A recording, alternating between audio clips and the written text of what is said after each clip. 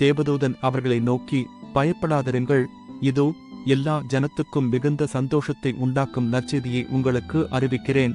இன்று கர்த்தராகிய கிறிஸ்து என்னும் இரட்சகர் உங்களுக்கு தாவீதின் ஊரிலே பிறந்திருக்கிறார். பிள்ளையை துணிகளில் சுற்றி முன்னணையிலே கிடத்தியிருக்க காண்பீர்கள். இதுவே உங்களுக்கு அடையாளம் என்றான். அந்த சஷனமே பரமசேனையின் திரள் அந்த தூதருடனே தோன்றி, உன்னதத்தில் இருக்கிற தேவனுக்கு மகிமையும் பூமியிலே சமாதானமும் மனுஷர் மேல் பிரியமும் உண்டாவதாக என்று சொல்லி தேவனை துதித்தார்கள். பரிசுத்த லூக்கா எழுதின சுவிசேஷம் 2வது அதிகாரம் வசனங்கள் 10 முதல் 14 வரை.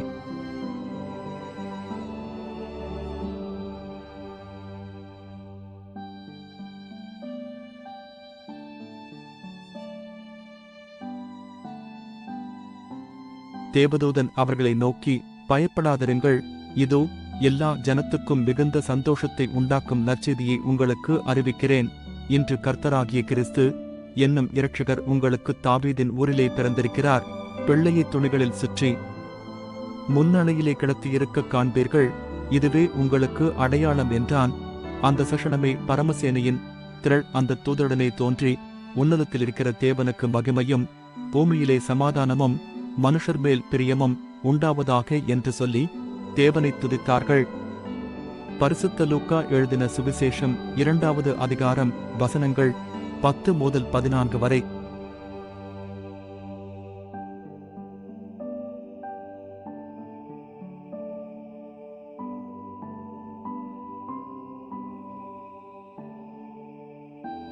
தேவதூதன் அவர்களை நோக்கி, பயப்படாதிருங்கள், இதோ எல்லா ஜனத்துக்கும் மிகுந்த சந்தோஷத்தை உண்டாக்கும் நற்செய்தியை உங்களுக்கு அறிவிக்கிறேன்.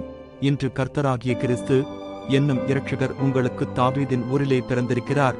பிள்ளையை துணிகளில் சுற்றி முன்னணையிலே கிடத்தியிருக்க காண்பீர்கள். இதுவே உங்களுக்கு அடையாளம் என்றான். அந்த சஷனமே பரமசேனையின் திரள் அந்த தூதருடனே தோன்றி, உன்னதத்தில் இருக்கிற தேவனுக்கு மகிமையும் பூமியிலே சமாதானமும் மனுஷர் மேல் பிரியமும் உண்டாவதாக என்று சொல்லி தேவனை துதித்தார்கள்.